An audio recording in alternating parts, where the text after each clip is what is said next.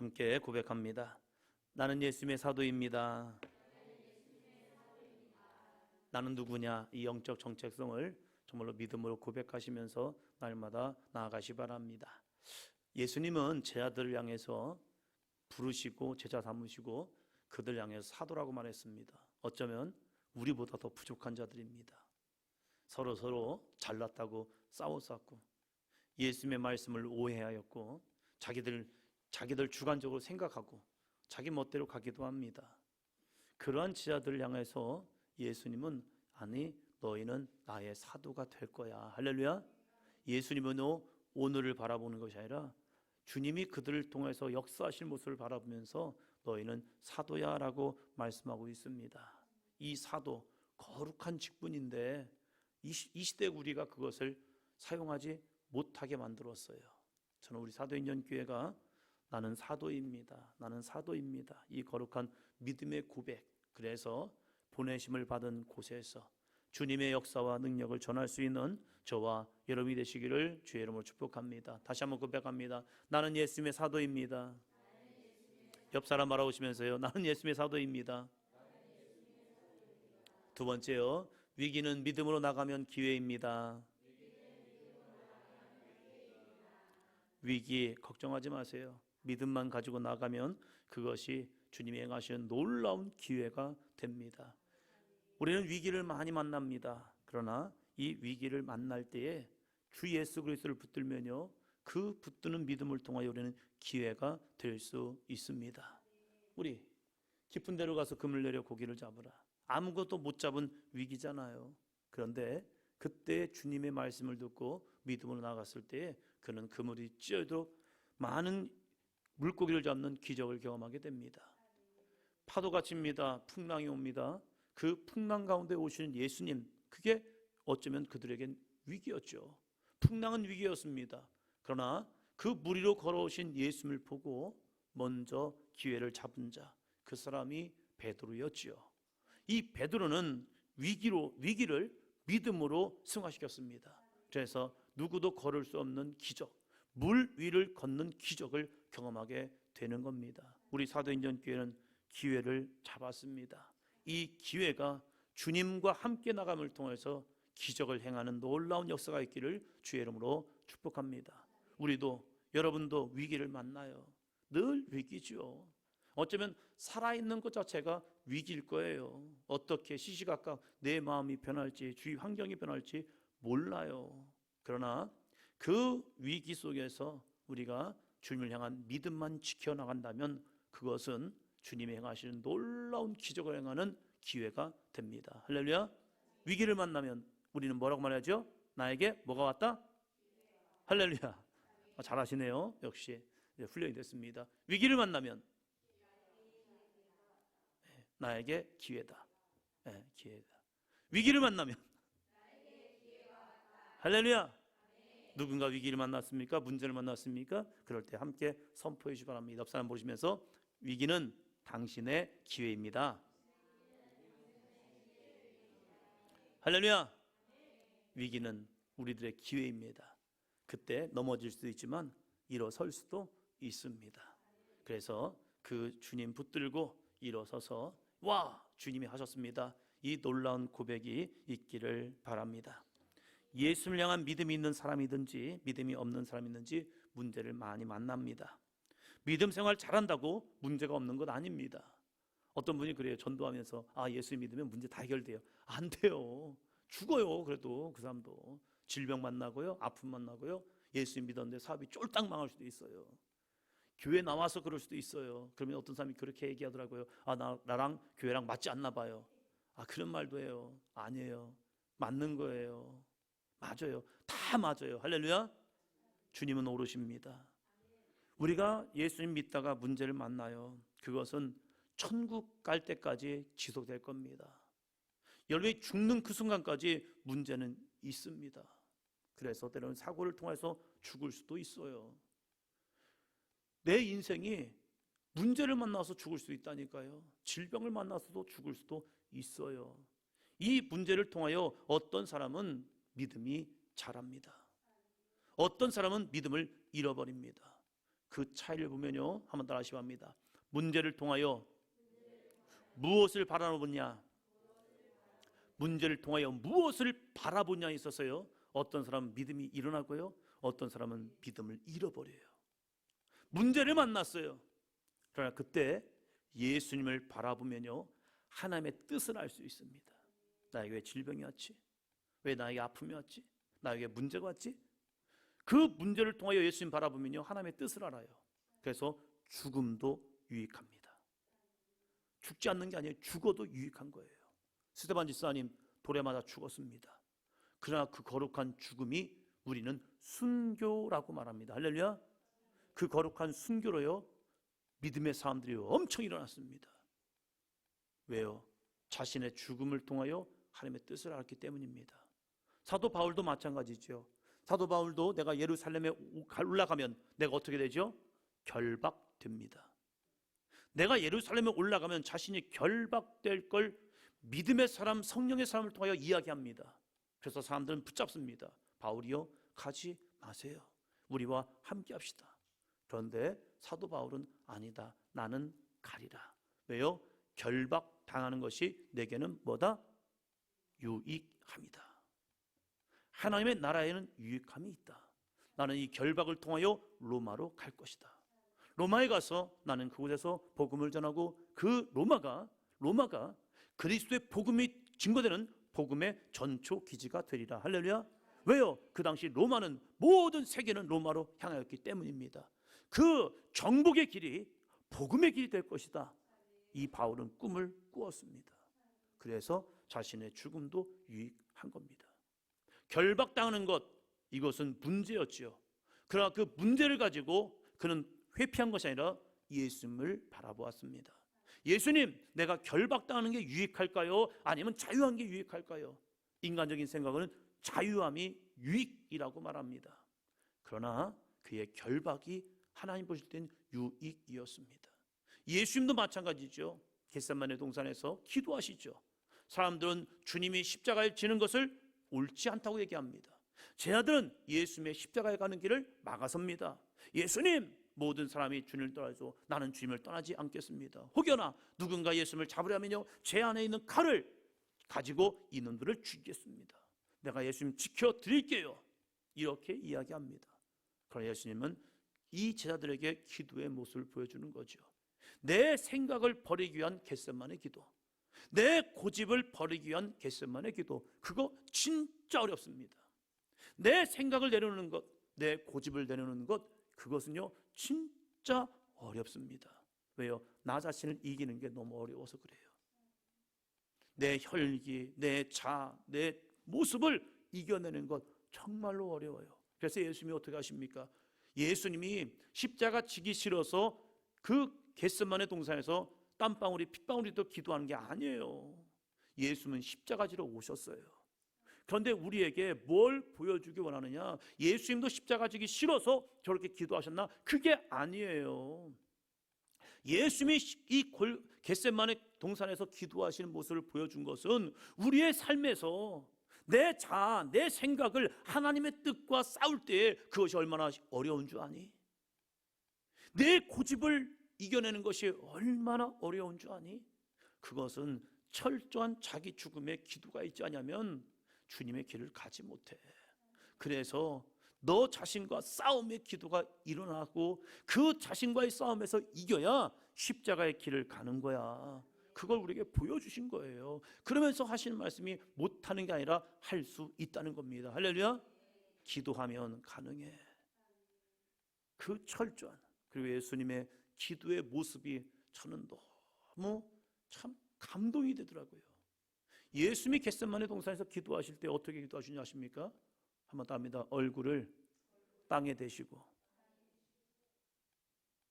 제가 이 제단에 올라가서 기도할 때에, 무릎 꿇고 기도할 때 그 기도를 많이 해봤습니다. 얼굴을 땅에 대고. 사람이 가장 작아지는 모습입니다. 무릎을 꿇지 않고는요 얼굴을 땅에 못 댑니다. 얼굴을 땅에 대려면요 무릎을 꿇어야 하고요 자신의 몸을 굉장히 줄여야 합니다. 그래야 얼굴이 땅에 됩니다. 그렇게 예수님은 작아짐, 낮아짐, 그리고 내 생각을 다 쥐어짜는 거예요. 그리고 나서 하나님의 거룩하신 뜻을 구하게 되는 거죠. 할렐루야. 문제를 통하여 문제를 보면요, 해결되지 않습니다. 여전히 문제투성입니다. 그러나 문제를 통하여 예수님 바라보면요, 하나님의 뜻을 알게 되고, 그래서 그 뜻 가운데 순종하게 됩니다. 그러나 문제에 집중하는 순간 우리는 한 번 더 합니다. 사단의 속임수에 빠집니다. 이 사단은요, 문제를 보고 또 보게 만듭니다. 그리고 그 문제에 집중해요. 그럼 나도 모르게 그 문제에 빠져듭니다. 그리고 우리는 이렇게 말합니다. 나는 할 수 없겠다. 나는 못하겠다. 왜요? 문제만 보니까 그래요. 문제는 나보다 커요. 그래서 그 문제가 나를 속여요. 뭐라고요? 너는 못해. 너는 안 돼. 너는 할 수 없어. 그래서 하나님의 자리에 스스로 서서요, 스스로 판단합니다. 그리고 내가 결정합니다. 그리고 나의 결정이 옳다고 행동합니다. 이것이 사단의 속임수입니다. 사도 바울도 정확하게 이 부분을 이렇게 말합니다. 로마서 8장 5절로 7절. 5절 같이 읽습니다. 육신의 일을 영을 따르는 자는 영의 일을 생각하나니, 육신을 따르는 자는 육신의 일, 영을 따르는 자는 영의 일을 생각합니다. 문제를 통하여 나는 육신의 일을 생각하는지, 문제를 통하여 나는 영의 일을 생각하는지 우리는 알아야 합니다. 내가 문제를 만날 때 내가 하나님의 영광을 위해 나아가는지, 아니면 내 유익함, 내 현실, 내 상황을 바라보며 나아가는지. 육신의 일을 생각하는 자는 육신을 따르는 자래요. 영의 일을 생각하는 사람은 영을 따르는 사람이래요. 사랑하는 성도 여러분, 우리 영을 따르는 자가 되시기 바랍니다. 성령을 따르는 사람이 되기를 주의 이름으로 축원합니다. 왜요? 살기 위해서 그래요. 살기 위해서요. 육신의 일을 생각해서 육신을 따르는 자는 어떻게 되는 줄 아십니까? 6절이요. 육신의 생각은 사망이요, 영의 생각은 생명과 평안이니라. 육신을 따라서 육신의 일을 생각하는 사람은 뭐가 온대요? 사망인 거예요. 죽어요. 뭐가요? 내 영이요. 내 영이 죽어요. 그래서 무서운 거예요. 그래서 늘 내 마음속에 무슨 생각이 듭니까? 안 돼요, 못해요, 할 수 없어요. 뭔가 불평이 나옵니다. 왜요? 내 안에 죽어있기 때문에 그래요. 뭐가요? 영이 죽었어요. 육체는 살아있지만 영은 죽었기 때문에 하나님의 능력을 믿지 못하는 거예요. 그러나 영의 생각은 무엇을 주는데요? 영의 생각은요, 뭐죠? 생명과 평안이 옵니다. 영의 생각을 하면, 주님께 내 삶을 맡겨놓으면요, 그분이 영원한 생명을 주고요, 내 안에 평안을 허락하여 주십니다. 할렐루야. 그래서 우리는 어떻게 합니까? 17절, 육신의 생각은 하나님과 원수가 되나니 이는 하나님의 법에 굴복하지 아니할 뿐 아니라 할 수도 없으니라. 육신의 생각이 왜 무섭느냐? 이 육신의 생각은요, 하나님과 뭐가 돼요? 원수가 된대요. 원수가 뭔데요? 하나님의 일에 무조건 반대하는 거예요. 주님의 일에 반대하는 거예요. 그리고 하나님의 법에 뭐하지 않는다? 굴복하지 아니할 뿐 아니라 할 수도 없다. 하나님의 법에 굴복하지 않는다는 거예요. 순종하지 않는다는 거예요. 복종하지 않는다는 겁니다. 왜요? 내가 육신의 생각으로 가득 차 있기 때문에 그래요. 그런데 그것은 다시 6절에 보니까 육신의 생각은 사망이래요. 사랑하는 성도 여러분, 우리가 싸워 이겨야 합니다. 내 안에 육신의 생각이 틈타지 않도록 영의 생각으로 우리를 충만하도록 성령 충만하시기를 주의 이름으로 축원합니다. 그래야 이겨냅니다. 그래서 문제를 만날 때 성령을 따라 영의 생각을 해야 합니다. 내 이성적인 생각과 경험은 하나님의 뜻과 반대가 되고 원수가 됩니다. 그래서 말씀을 따라가고, 이 말씀을 따라감을 통하여서 하나님의 능력을 경험하는 저와 여러분이 되시기를 바랍니다. 하지 말아야 할 말은 하지 않는 겁니다. 아무리 생각하고 하고 싶어도 참나내는 겁니다. 우리 사도행전교회 성도님들이 한 번 더 생각해보고 이것을 하나님이 기뻐하실까? 또한 우리 교회에 유익이 될까? 내가 무언가를 말했는데 조금만 있다가 나중에 아니요 라는 말이 있으면 멈춰 설 수 있는 모습까지 자라나기를 바랍니다. 절제할 수 있는 열심이 좋은 열심이에요. 열심이 있는데 절제가 안 되면요, 그것은 잘못하면 큰 살인 무기가 됩니다. 우리에게 열심이 있어야 합니다. 그러나 그 열심에 절제가 없다면 큰일 납니다. 오늘부터 몇 주간 사사기 6장을 통하여서 기드온에 대해서 함께 말씀을 나누려고 합니다. 큰 용사로 부름받은 기드온, 이 기드온을 통하여서 다시 한번 저와 여러분이 무능한 사람이 아니라 큰 용사로 쓰임받는 삶이 되시기를 바랍니다. 제목 같이 합니다. 큰 용사로 부름받은 기드온. 여러분을 큰 용사로 부르십니다. 우리 사도행전교회를 사도로 부르십니다. 우리가 어떤 존재인가, 이 사사기 6장 말씀, 7장, 8장 말씀을 통하여서 우리가 이제 하나님이 나를 어떠한 용사로 부르셨는가, 어떠한 사도로 부르셨는가 함께 믿음으로 고백하시면서 부르짖어 기도함을 통하여 여러분이 여러분의 삶의 현장에서 기드온처럼 거룩한 승리하는 장수가 되기를, 용사가 되기를 주의 이름으로 축원합니다. 오늘 말씀은 이제 6장, 사사기 6장 핍니다. 이제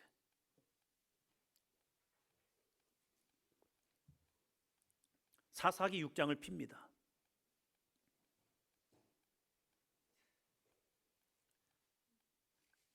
사사기 6장을 펴니다. 피셨죠? 네, 안 피는 사람이 있어가지고요. 사사기 6장은 문제로 시작합니다. 어떠한 문제였는가? 1절입니다. 이스라엘 자손이 또 여호와의 목전에 악을 행하였으므로 여호와께서 7년 동안 그들을 미디안의 손에 넘겨주시니. 요즘 성경을 많이 안 들고 다녀요. 젊은 사람들은 핸드폰과 함께 살기 때문에 핸드폰 성경책 안 갖고 다니는데 좀 잘 갖고 다니시 바랍니다. 할렐루야. 네. 그리고 그 성경을 나의 성경으로 좀 메모도 하시고 동그라미 치시고 거기다가 몇 월 며칠은 안 쓰시기 바랍니다. 무슨 얘기냐? 어떤 분은 성경책에다가 목사님이 언제 설교했다고 몇 월 며칠 이렇게 써놔요. 또 하면 언제 또 한 걸 또 하시네 이렇게 해요. 그런 건 잊으시고요. 할렐루야. 네. 원래 좋은 설교는 재탕하고 재탕하는 겁니다. 할렐루야. 네. 1절 다시 한번 읽습니다. 이스라엘 자손이 또 여호와의 목전에 악을 행하였으므로 여호와께서 7년 동안 그들을 미디안의 손에 넘겨주시니. 예. 목소리 잘 들리죠? 저만 잘 안 들려가지고. 성경은 문제 원인을 분명하게 말합니다. 여러분들 신앙생활에서 문제가 일어날 때 성경을 펴서 읽으시기 바랍니다. 그러면 그 성경을 통해서 문제를 하나님이 지적하십니다. 신년 신방할 때마다 놀라는 게 있습니다. 말씀을 뽑잖아요. 자신들이 뽑았잖아요. 그런데 그 말씀을 가지고 신년 신방을 할 때 진짜 그분의 상황과 형편이 참 들어맞아요. 그래서 참 말씀은 정확하시다라는 생각을 합니다. 저희 신학교 때 한 교수님에게 학생들이 상담을 가면요, 그 교수님께서 성경을 펴가지고 애들 상담해 주는데, 학생 상담해 주는데 못 가겠더라고요. 왜? 제 죄가 들춰질까봐. 근데 어떤 친구들은 갔다가 충격받고 와요. 내가 이런 놈이었구나 하면서 또 와요. 그러면서 충격을 받아요. 하나님의 말씀은 정확하십니다. 이스라엘이 미디안에게 고난을 만난 것은 이스라엘이 여호와의 목전에 악을 행하였기 때문이다. 1절에서 말하고 있죠. 우리도 문제를 만날 때 그 원인을 찾아내어야 합니다. 무조건 문제 해결해 주세요 라고 기도한다고 기도가 응답되는 게 아닙니다. 여러분이 기도할 때 기도 응답이 안 된다? 그러면 왜 기도 응답이 안 될까? 하나님은 우리에게 좋은 것으로 주기 원하십니다. 할렐루야. 하늘 아버지께서 너에게 더 좋은 것을 주시지 않겠느냐, 주님이 우리에게 말씀했단 말이에요. 하나님은 우리의 아버지가 되시고 그 아버지는 오늘도 우리에게 좋은 것으로 주기 원하신다는 사실이에요. 그런데 문제가 일어났다? 그 문제를 해결하려고 기도하는데 기도 응답이 없다? 그러면 문제 원인이 무언가를 하나님 앞에서 찾아내어야 합니다. 다른 사람, 미디안 때문이 아니라 이스라엘의 죄 때문이었답니다. 우리도 문제를 만나면 어떤 사람은 늘 이렇게 해요. 부모 탓이다. 부모님이 나를 뒷받침 못해줘서 내가 지금 이 형편에 살고 있어. 어떤 분은 환경 탓이라고 말합니다. 지금 환경이 좋지 않아서 뉴스만 열심히 보나 봐요. 그래서 뉴스에서 나오는 이야기 들으면서 지금은 환경이 좋지 않아요. 그래서 환경 탓을 합니다. 어떤 사람은 상황을 탓하죠. 이 상황에서는 무엇을 해도 안 됩니다. 지금이 그런 상황이에요 라고 말해요. 어떤 사람은 운명을 탓합니다. 내 운명이 올해는 무엇을 해도 안 되나 봐요 라고 하면서 운명을 탓하는 경우도 있어요. 그러나 믿음의 사람이라면 먼저 나의 모습을 되돌아볼 수 있어야 합니다. 하나님 앞에서 나를 볼 수 있어야 해요. 그래서 이렇게 찾아봐야 합니다. 내가 하나님 앞에 죄가 있을까? 내가 하나님 앞에서 어떤 죄가 있을까? 이걸 찾든지, 아니면 내가 하나님 앞에서 정직하지 못한 게 무엇일까? 정직하지 못한 게 무엇일까? 내가 하나님 앞에서 지키지 않은 약속이 있을까? 이스라엘 백성들이 하나님 앞에 약속하고 그 약속을 지키지 않았을 때 하나님은 그들을 징계하셨어요. 야곱이 자신의 외삼촌 밧단 아람을 향해 나아갈 때 베들에서 하나님을 만났잖아요. 하나님을 만나고 그가 하나님께 서원했습니다. 하나님, 내가 무일푼으로 이곳을 갑니다. 내가 아버지의 품을 떠나서 형이 무서워서 떠납니다. 두렵습니다. 정말로 내 마음에 두려움이 옵니다. 그러나 하나님이 나에게 말씀하셨고 나를 만나주셨기 때문에 내가 다시 아버지 품으로 돌아올 때에 내가 이곳에 여호와의 제단을 쌓겠습니다. 그리고 이곳에서 내가 여호와께 주신 귀한 소득의 10분의 1을 드리겠습니다. 할렐루야. 그리고 그가 엄청난 거부가 되어서 돌아오잖아요. 거부가 돌아와서 그가 무엇에 빠지는데요? 하나님을 보는 것이 아니라 뭘 바라보죠? 돌아오다가 형 에서를 봅니다. 형이 죽이려고 병사를 데리고 왔거든요. 그러니까 이 야곱이 돌아오는 길에 베들에서 하나님께 제단을 쌓고 여호와께 10의 1조를 드려야함에도 불구하고 문제를 딱 대면하니까 하나님의 약속을 잃어버린 거예요. 그래서 살고자만 하나님께 기도합니다. 그럴 때에 하나님에 대한 약속을 다 잃어버리고 살죠.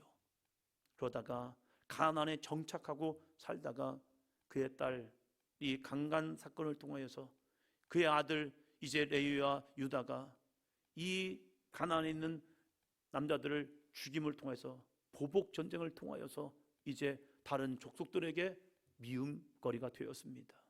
그때 그 문제 속에서 하나님은 야곱이 하나님께 했던 약속을 기억하게 하십니다. 그리고 이렇게 말합니다. 엘 베델로 올라오라. 지금 저 가나안 다른 족속들이 우리를 죽일 수 있는데 하나님은 베델로 올라오랍니다. 전쟁을 하는 게 아니라 하나님의 약속, 잃어버린 약속, 그것을 찾아서 와 할 때 이 야곱이 깨달은 거죠. 문제를 보았던 내가 하나님의 약속을 잃어버렸구나. 그래서 문제를 바라보지 않고 하나님의 약속을 쫓아서 그가 베델에 올라가서 제단을 쌓고 여호와께 드립니다. 그럴 때 희한하죠. 하나님이 야곱을 지키시니까 다른 가나안 사람들에게 두려움을 주었대요. 그래서 누구도 야곱을 향하여 감히 칼을 들고 보복을 못했습니다. 문제를 본 것이 아니라 하나님을 보니까 하나님이 그를 지켜주셨습니다. 할렐루야. 우리도 문제를 만나면요, 내가 하나님 앞에서 지키지 않은 약속이 있을까? 어떤 약속을 내가 지키지 못했을까? 그러면서 되돌아보면서 나의 모습을 찾아내야 합니다. 이스라엘 백성들은 해결의 실마리를 찾아냈습니다. 7년이라는 시간 동안 이스라엘은 미디안의 손에 넘겨졌습니다. 그리고 문제 속에 있으니 생활은 피폐해졌습니다. 2절부터 볼까요? 2절 같이 합니다. 미디안의 손이 이스라엘을 이긴지라. 이스라엘 자손이 미디안으로 말미암아 산에서 웅덩이와 굴과 산성을 자기들을 위하여 만들었으며. 산에서 뭘 만들었다고요? 웅덩이, 또요 굴, 또요 산성. 이게 뭡니까? 산성이 좋은 막 산성이 아니에요. 미디안 사람들의 손에서 벗어나려고 산에 올라가서 이제 그들이 굴을 파고 웅덩이 파고 거기서 사는 거예요. 비참하죠. 자신의 집에서 쫓겨나서 이렇게 살아가고 있는 겁니다. 자신의 터전에서 도망쳐서 살고 있는 이들의 모습이요. 뭐 때문이라고요? 죄 때문이었어요. 여호와 앞에 악을 행하였기 때문입니다. 또 3절 볼까요? 이스라엘이 파종할 때면 미디안과 아말렉과 동방 사람들이 치러 올라와서 4절이요 진을 치고 가사에 이르도록 토지 소산을 멸하여 이스라엘 가운데 먹을 것을 남겨두지 아니하며. 뭐 했대요? 이스라엘 가운데 먹을 것을 어떻게 해요? 남겨두지 아니하였다. 양식을 다 빼앗기는 겁니다. 양식을 다 빼앗긴 거예요. 뭐 때문에요? 죄 때문에요. 집의 터전을 잃어버렸고, 그래서 산에 올라가서 웅덩이와 굴을 파고 산성에서 살았고요. 그리고 파종을 하지만 그 파종한 것들을 다 빼앗아 가는 겁니다. 그리고 그들에게는 귀한 소득이 있었잖아요. 그 다음에 읽습니다. 양이나 소나 나귀도 남기지 아니하니. 양이나 소나 나귀도 남기지 아니하고 다 뺏어가는 거예요. 훔쳐가는 거예요. 빼앗아가는 겁니다. 자신들이 힘이 없어서 아니더라고요. 힘이 없는 것이 아니라 하나님은 이들의 죄를 찾아내라고 그들에게 손에 맡긴 겁니다. 우리도 이런 상황이 올 때가 있습니다. 우리의 삶의 터전을 잃어버리고, 또한 우리가 먹을 것도 잊어버리고, 그리고 우리의 소득도 다 잃어버리는 그러한 수모를 당할 때가 있습니다. 그때 이스라엘 백성들이 한 것이 무엇입니까? 이런 문제를 만났을 때 이스라엘 백성들이 한 것이 있습니다. 그들에게는 신앙은 있었거든요. 우상 숭배도 했지만 그들 중심에는 또 신앙도 있었어요. 6절입니다. 6절 시작.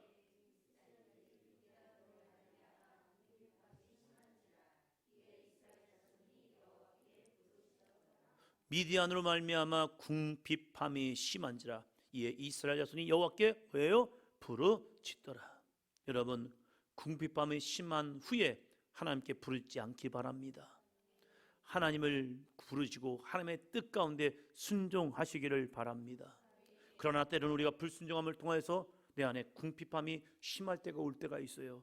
그때 세상으로 나가는 것이 아니라 우리는 여호와 앞에 나아가야 합니다. 그리고 부르짖어야 합니다. 부르짖으면요 하나님이 부르짖는 자에게 응답하십니다.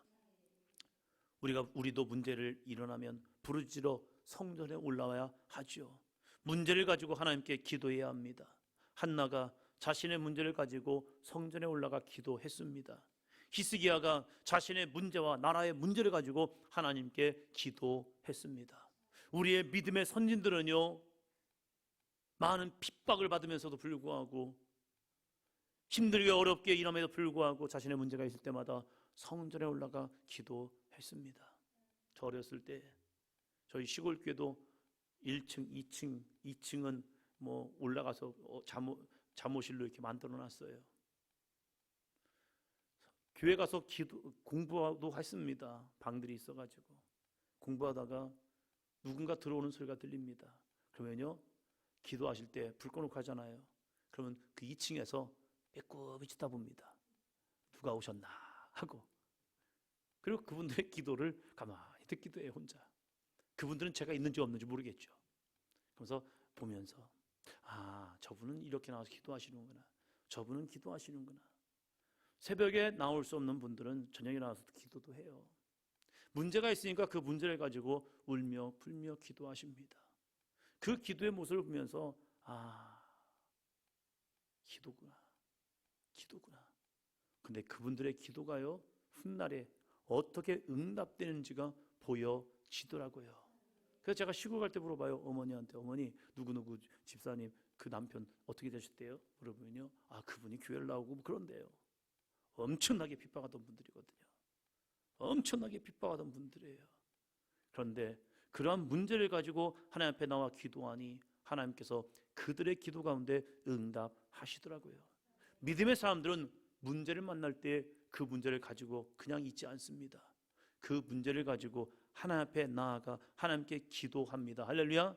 그럴 때 기도 응답됩니다. 우리는 그 믿음이 있기를 바랍니다. 근데 그 응답을 볼까요? 하나님께서 이스라엘이 여호와께 부르시니까 응답하십니다. 그 응답의 모습 8절입니다. 8절 같이 봅니다. 여호와께서 이스라엘 자손에게 한 선지자를 보내시니 그가 그들에게 이르되 여호와께서 이같이 말씀하시기를 이스라엘의 하나님 내가 너희를 애굽에서 인도하여 내며 너희를 그 종되었던 집에서 나오게 하여. 선지자를 보내어서 응답하셨습니다. 근데 그 응답을 보면요 해결이 아니에요. 그 응답을 보면요 뭘 응답하셨느냐? 그들의 삶을 지적하십니다. 그리고 9절 10절 같이 읽습니다.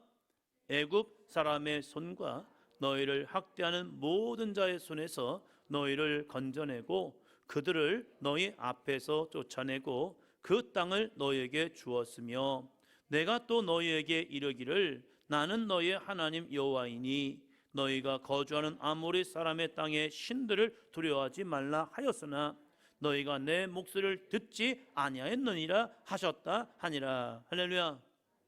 그들이 살려달라고 하나님께 부르짖어 기도했습니다. 하나님 우리 좀 살려주세요.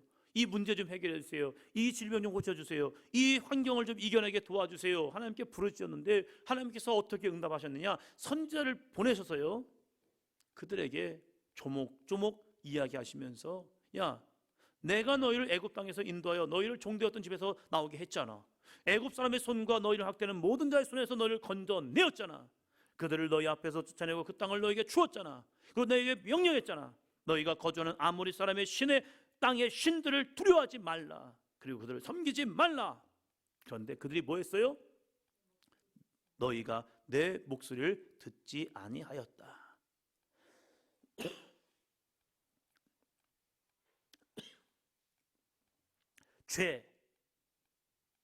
죄라고 말하면요 먼저 찾아야 할 것을 말합니다. 문제 해결이 먼저가 아니라 하나님 그들에게 문제 원인 죄를 찾아내라 하면서 선지자에게 말한 겁니다. 여호와의 선지자가 말하는 죄는 다른 게 아니었어요. 너희가 내 목소리를 듣지 아니하였느니라.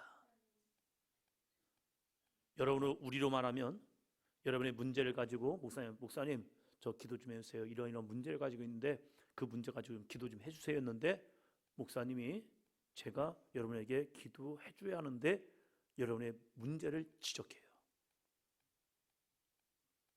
이 얘기 듣기 싫잖아요. 회개하세요. 맞아 회개해야지 이런 마음이 옵니까? 저도 저희 집사람이 저한테 여보 회개해 이러면요 저 마음이 확 다쳐버려요. 그래도 뭐라고 하는 거야. 그래서 싫어요. 근데 옳아요.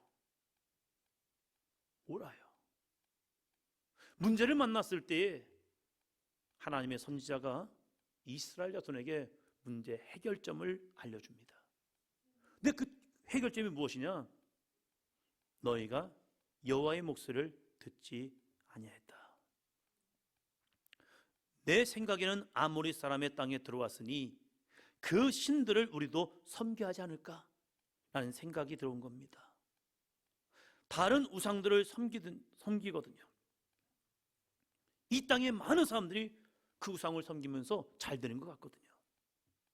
그러니까 우리들도 이 땅에 왔으니까 우상도 섬기고 하나님도 섬기면 좋은 것이 아닐까? 왜요? 그들은 여호와를 목축의 하나님이라고 섬겼거든요. 그러니까 이 땅에서 우리가 농사를 지니까 이제는 농사의 신에게도 제사를 해서 농사가 풍족하게 되면 좋은 거 아니야? 그래서 아모리 사람들이 섬기는 그 신에게 그들이 우상 숭배하고 있었다는 사실입니다. 믿음의 삶을 산다는 것은 세상의 풍조를 따라가는 삶이 아니라 말씀에 순종하여 살아가는 사람입니다. 그런데 세상의 지식이 더 커 보이고 세상의 돈이 더 강해 보이고 세상의 사람들이 더 잘 되는 것 같은 마음이 들지요. 그래서 나도 세상에 한 발을 딛고 혹시 믿음이 안 되면 이거라도 붙잡아야지라고 하는 기대하는 모습이 있습니다. 그래서 하나님은 선지자를 통하여 이스라엘의 죄를 깨닫게 하는 것입니다. 말씀을 들을 때 찔림이 옵니까? 말씀을 들을 때 마음에 거부감이 옵니까? 말씀을 들을 때 듣기 싫은 말씀이 있습니까? 말씀을 듣는데 내 마음에 화가 납니까? 말씀을 듣는데 호흡이 불안해집니까? 왜요? 내 안에 나도 모르는 분노가 일어날 때가 있어요. 말씀을 들을 때요. 혹시 여러분 그런 상태 없습니까? 그것이 내 속에 있는 죄의 모습입니다. 말씀에 죄가 부딪히면요, 죄가 내 속에서 반응합니다. 너무나도 기가 막힙니다. 그 말씀이 내 속에 들어올 때 내 속에 숨어있던 이 죄성이요, 그 말씀과 딱 맞아서 부딪히는 순간 내 안에 반응이 일어나요. 그래서 찔림이 오고요, 거부감이 오고요, 듣기 싫은 말씀이 있고요, 화가 나고요, 호흡이 불안해집니다. 그래서 스데반의 설교를 들었던 유대인들은요, 돌을 집어들었습니다. 그리고 스데반에게 돌을 던졌습니다. 그러나 온전한 믿음의 사람들은요, 형제여 우리가 어찌할꼬 회개합니다. 이것이 은혜의 반응입니다. 내 안에 뭔가, 내 속에서 뭔가 반응이 있다면 그것은 내 속에 거하는 죄라는 사실이에요. 그 죄가 말씀에 부딪힐 때에 반응이 일어납니다. 그래서 우리는 그것을 때로는 쓴 뿌리라고 말합니다. 그럴 때 이것을 끄집어 내어야 합니다. 아, 이거구나. 내가 이 말씀에 부딪히는구나.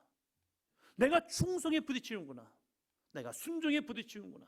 내가 헌금에 부딪히는구나.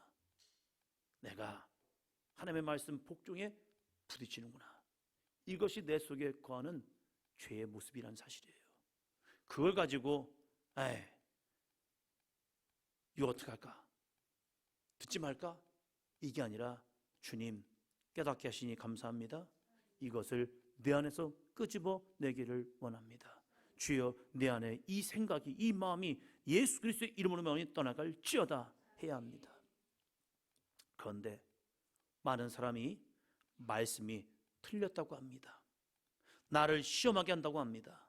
나를 넘어지게 한다고 합니다. 내 감정을 건드렸다고 합니다. 아닙니다. 하나님께서 내 안에 돌을 제거하고 부드러운 마음을 주셔서 말씀이 뿌리내려 열매 맺게 하려는 것입니다. 이러한 상황에서 하나님께서 찾으시는 사람이 되기를 바랍니다. 하나님은 대단한 사람이 아니라 능력 있는 사람을 찾는 것이 아니라 어쩌면 우리같이 보잘것없는 사람을 찾으십니다. 11절 말씀 볼까요? 11절.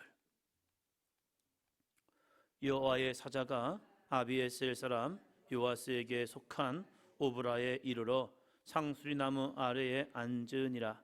마침 요아스의 아들 기드온이 미디안 사람에게 알리지 아니하려 하여 밀을 포도주 틀에서 타작하더니, 기드온이 미디안 사람에게 알리지 아니하려, 들키지 않으려고 라고 말하는 겁니다. 왜요? 들키면 어떻게 되죠? 뺏어가죠. 우리도 일제 시대에 빼앗기지 않으려고 숨어서 타작하고, 타작한 것을 또 숨겨둡니다. 왜요? 일제에서 훔쳐가니까, 뺏어가니까. 그러니까 들키지 않으려고 어떻게 했느냐? 밀을 포도주 틀에서 타작했다는 겁니다. 포도주 틀, 예전에 한번 보여드렸죠. 이렇게, 이게 포도주 틀이래요. 포도를 생산하면 거기에다 넣고 발로 밟으면 밑에 이제 즙들이 생깁니다. 그 즙을 퍼가지고 이제 항아리에 담고 그 통을 가지고 이제 그들은 포도주를 먹는 겁니다. 사람이 앉아 있으니까 숨겨지잖아요. 이러한 포도주 틀에 들어가서 밀을 조심히 타작하는 겁니다. 이 기드온 대범하죠? 큰 용사죠? 훌륭한 사람이죠? 대단하죠? 아니에요. 이러한 모습은요, 저 같은 경우도 그래요. 누군가 저를 헤아려면요, 도망치고 숨어버립니다. 누군가 저를 괴롭히면요, 만나지 않습니다. 저 싸움을 못합니다. 초등학교 다닐 때부터 중학교 다닐 때까지 싸워본 적이 거의 없어요. 그냥 싸우면 맞았어요, 그냥. 싸움을 할 수도 없고 하지도 못하겠는 거예요. 왜요? 맞아보니까 때리면 그 사람이 아플까 안 아플까요?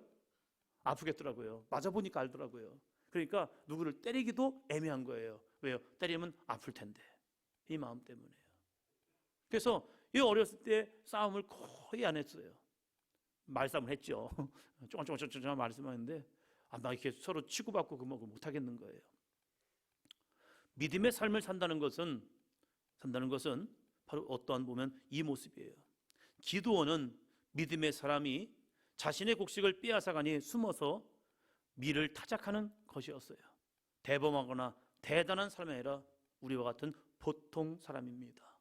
그런데 저와 여러분 같은 사람인데 하나님께서 그를 찾아오셔서 하나님의 사자가 찾아와서 이렇게 말합니다. 12절 같이 봅니다. 시작.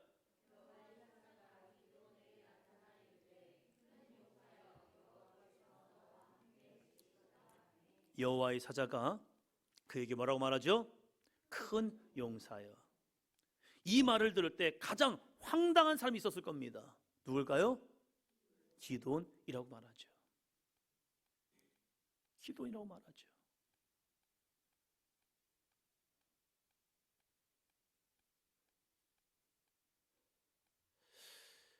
멋있지도 않은 사람한테 멋지다. 예쁘지도 않은 사람한테 당신 진짜 아름답다. 이렇게 말하면 그 사람이 무슨 생각할까요? 나 가지고 장난하나? 저는 저희 집사람이 예전이나 지금이나 여전히 꽃사슴입니다. 그냥 볼 때 그냥 꽃사슴처럼 보여요. 살이 좀 통통해진 꽃사슴이지 제가 볼 땐 돼지는 아닙니다. 저희 집사람이 돼지라고 얘기해요. 자기한테. 근데 저는 아니야. 당신은 돼지가 아니야. 당신은 꽃사슴이야. 살찐 꽃사슴 이런 거죠. 제가 잘 미겨서 그런 거예요. 용사가 아닌 사람한테 용사라고 얘기하면요, 그건 말이 안 돼요. 용사라는 이름을 가지려면요, 뭘 잘해야죠? 싸움이에요, 싸움. 그런데 이 기드온은요, 싸움 한 번 해보지 않은 사람입니다. 기드온은 자신이 너무 잘합니다. 싸움을 할 줄 아는 사람이라면요, 병사가 되었을 거예요. 그러나 그는 집에서 뭐 하고 있는 겁니까? 타작하고 있는 겁니다. 저게 농사꾼인 거예요. 양치는 사람인 거예요. 이런 기드온에게 하나님의 사자가 와서 한다는 말이 야, 큰 용사요 라고 말합니다. 그때 우리들이 할 수 있는 대답이 있죠. 한번 더 합니다. 하나님이 틀리셨어요. 이게 정답이죠. 왜요? 내가 너무 잘 알거든요. 그래서 우리는 이런 말을 하죠. 하나님이 틀리셨습니다. 제가 처음에 하나님께 하나님의 부르심을 받고 신학교를 가야겠다는 생각을 가졌는데 제 안에 제가 저를 너무 잘 알아요. 저는요, 말을 좀 더듬었습니다. 성민이가 태어나서 말을 더듬고 말을 잘 못하니까 저희 장모님이 성민이를 보면서 넌 누구 닮아서 그러니? 라고 하더라고요. 제가 그랬죠. 저 닮아서 그래요. 저도 그랬어요. 엄마한테 많이 혼났어요. 왜 혼났냐? 말 더듬지 말래요. 엄마 이렇게 얘기하니까 왜 말 더듬어? 욱박지르는 거예요, 저한테. 그러니까 욱박지르니까 소심한 제가 더 기가 죽는 거예요. 그래서 안 하려고 하는데 그러는 거예요. 저 어렸을 때 병원도 잡혀갔어요, 엄마한테. 왜 그러냐면 틱 증세가 있었어요. 막 증세가 있어. 이게 그 증세가 있어가지고 어머니가 저를 병원에 들어갔는데 그게 틱이래요. 그 당시에 도대체 그게 무슨 병인지도 몰랐어요. 누군가 보러 가고 막 그랬었어요. 그러니까 여러 가지 문제가 있단 말이에요. 말하는 거 싫어하고 사람들 앞에 서면 정말로 떨려가지고 제가 궁금한 건 진짜 많았어요. 근데 선생님한테 질문 한 번 못했어요.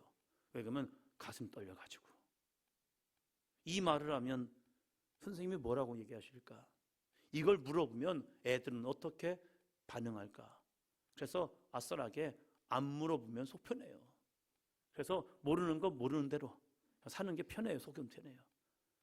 그런 마음을 가지고 있던 저에게 목회자의 길을 가게 하는 것, 하나님의 부르심을 받고 나서 그때부터 고민되는 거 그거예요. 하나님, 저는 모세처럼 핑계하기 있어가 아니라 저는 말을 잘 못합니다.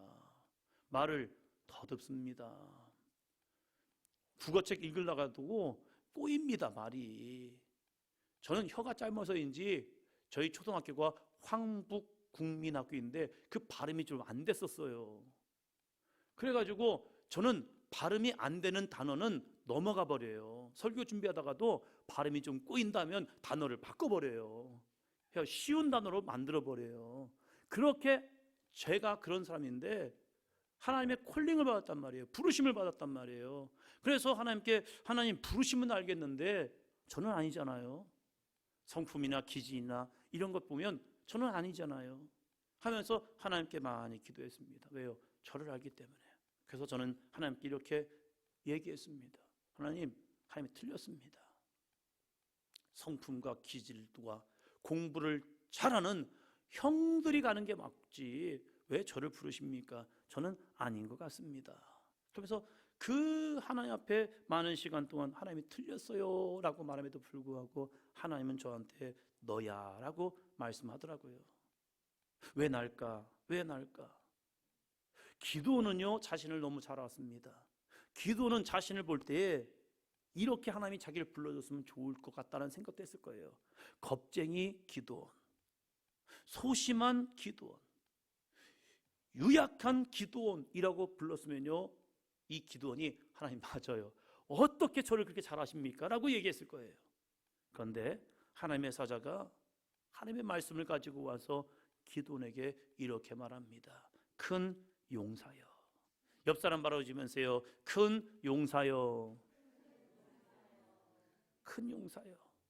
큰 용사라고 부르신 거예요. 여러분 누가 맞는 거예요? 기도원이 맞아요? 아니면 하나님이 맞아요? 애매하죠. 오늘은 기도원이 맞아요. 그는 용사 아니에요. 그는 소심한 사람입니다. 그래서 포도주 틀 속에서 숨어서 밀을 타작하는 그러한 소심한 사람이었고, 그리고 겁쟁이였고 유약한 사람 기도원. 오늘의 기도원은 맞아요. 그러나 하나님은요 오늘의 기도원을 본 것이 아니라 내일의 기도원을 봅니다. 할렐루야. 그래서 하나님은 그를 향하여 야 너는 곧 용사가 될 거야 라고 말씀하신다는 사실입니다.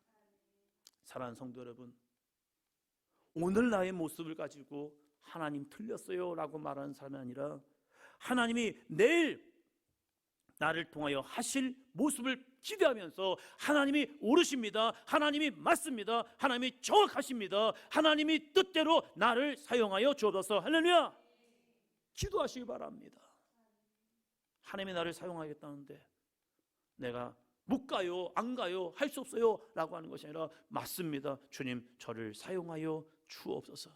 그래서 신학교를 갔고요, 그리고 목회를 나갔고요, 그리고 목회를 하면서 달려왔습니다. 제가 처음에 목회할 때 가장 싫었던 게 뭔지 아십니까? 저희 집사람이 신방 가라는 거. 가래요. 근데 그 시골 동네에요 무당 비수구리 한 분이 계셨어요. 무당 비수구리 한 분이 무당굴에 사셨어요. 그러니까 문제 있으면 동네 사람들이 그분에게 가서 뭐 점 같은 거 보고 그래요. 근데 그분이 아프대요. 근데 저희 집사람이 저한테 그분한테 신방을 가보래요. 아유 진짜. 그러면서 왜 전사님이 안 가면 어떡하냐고, 가라고. 가기가 싫더라고요. 왜 가기 싫었느냐? 저는 저를 알아요. 제가 기도한다고 시영아 귀신이 떠나갈까? 목사님이 기도한다고 무당 같은 분의 귀신이 떠나갈까?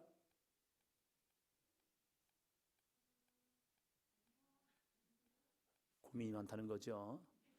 시온아, 전도사였던 이 목사님이 거기 가서 무당 비수구리 한 분한테 가서 기도하면 귀신이 떠나갈까? 부정이죠. 아멘 안 하는 거 부정이에요. 안 돼요, 목사님. 이런 거죠. 저도 저를 알았어요. 그래서 먼 곳에서 그곳을 바라보면서 아유, 내가 간다고 될까? 근데 저희 집사람은 저를 미는 거예요. 가라고. 근데 제가 저를 너무 잘 알았어요. 저는 큰 용사가 아니라 저는 소심하고 유약한 그런 초임 전도사란 말이에요. 가기 싫어서 안 가는데 계속 저를 막 구박하는 거예요. 가라고. 아, 자신이 좀 가보든지 왜 나를 가라고 그래? 그러면서 안 갔지요. 근데 돌아가셨어요. 그러면서 그분을 보면서 그분하고 인사는 했거든요. 한 동네 사람이니까. 근데 그분을 보면서 그 죽음을 바라보면서 내가 그 집을 갔더라면, 내가 그분을 만났더라면 그 마음은 와요. 그런데 여전히 제 마음에는 그런 마음이 있었어요. 그러다가 천원으로 옮겼습니다.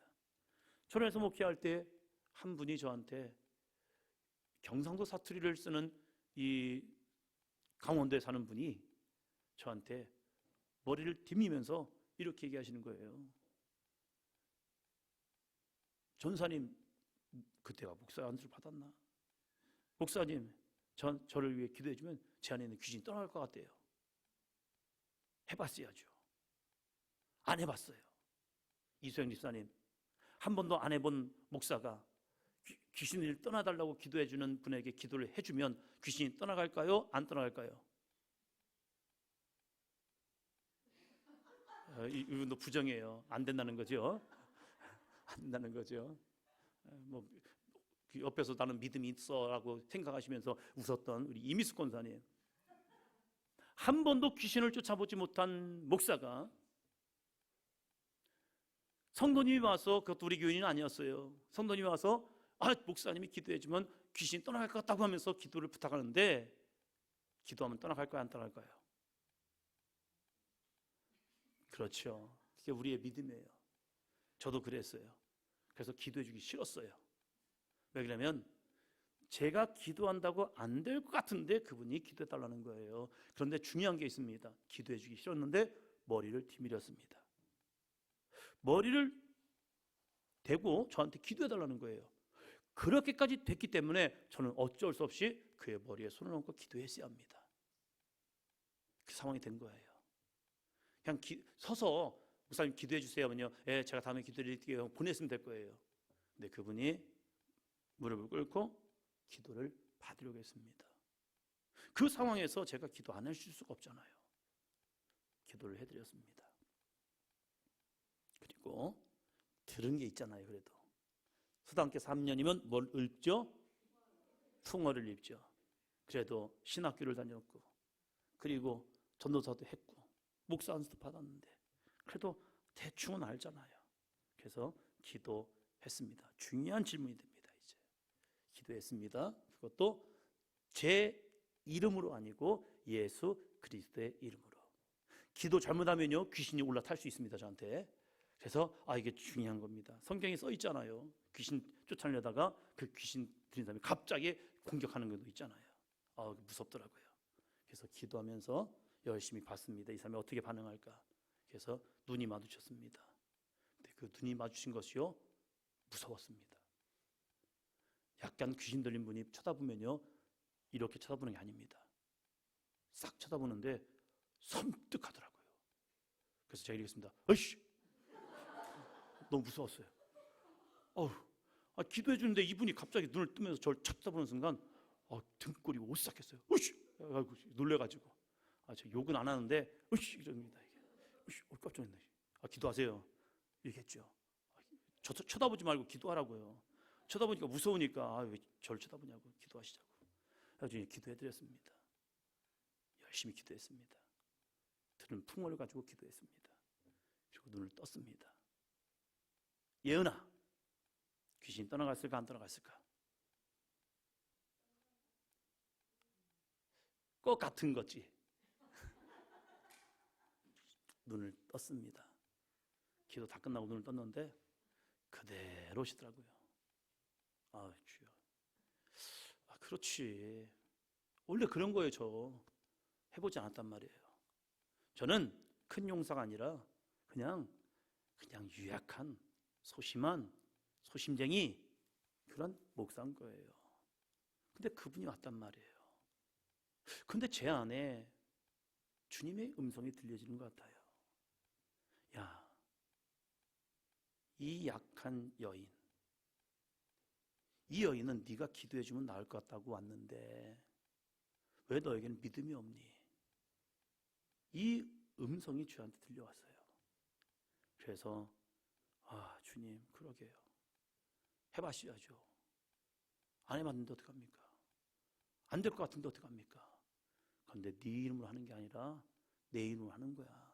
그냥 기도해. 그래서 회개를 먼저 했습니다. 뭐요?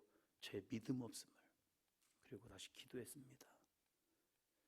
속으로는 주여 제 믿음 없음을 용서하시고, 이 분은 제가 기도해주면 낫겠다는데 저는 제가 기도해도 낫지 않겠다는 믿음의 확신을 가졌습니다. 죄송합니다. 주님, 저를 불쌍히 여기지 마시고 이 집사님을 불쌍히 여기사 이 병에서, 이 아픔에서, 이 짓눌림에서 자유케 해주세요. 기도했는데요, 이메 집사님 됐을까요? 안 됐을까요? 할렐루야. 예. 제 믿음으로는 안 됐어요. 그런데 주님의 능력으로는 돼요. 큰 용사란 것은 내 능력과 내 힘이 아닙니다. 오늘 기도원의 모습이 아니에요. 장차 행할 기도원의 모습을 보면서 야, 너는 큰 용사야. 너는 큰 용사가 될 거야. 너는 내가 볼 때 큰 용사야. 왜 그런지 아십니까? 그 이후 큰 용사여 다음요. 시작.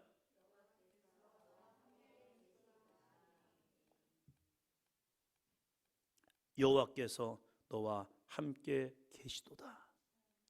기도원이 큰 용사가 되는 이유, 그 이유는요, 여호와께서 너와 함께 계시도다. 옆 사람 바라보시면서요, 여호와께서 당신과 함께 계십니다. 할렐루야. 여호와께서 저와 함께 하시더라고요. 여호와께서 믿음의 사람들에게 함께 하시더라고요. 여호와께서 사도행전 교회 가운데 함께 하십니다. 할렐루야. 나는 아니라고 얘기해요. 나는 아니에요. 하나님, 나는 못해요. 아니, 여호와께서 너와 함께 계시도다. 사랑하는 권사님들, 집사님들, 성도님들, 우리 청년들, 청소년들, 우리 아동부도 여호와께서 여러분과 함께 계시도다. 임마누엘입니다. 할렐루야. 여호와께서 우리와 함께 계시도다. 그래서 그는 큰 용사가 됩니다. 원래부터 능력이 있어서, 싸움을 잘해서, 그에게 큰 숨어있는 재능이 있어서 아니에요. 큰 용사가 되는 사람들의 특징을 보니까요, 말씀에 순종입니다. 하나님의 말씀에 순종하여 그가 나갔더니요, 모세라는 위대한 지도자가 나오고요, 하나님의 말씀에 순종하여 나갔더니요, 여호수라는 위대한 장수가 나오고요, 하나님의 말씀에 순종해 나갔던 이 기드온도요, 큰 용사가 됩니다.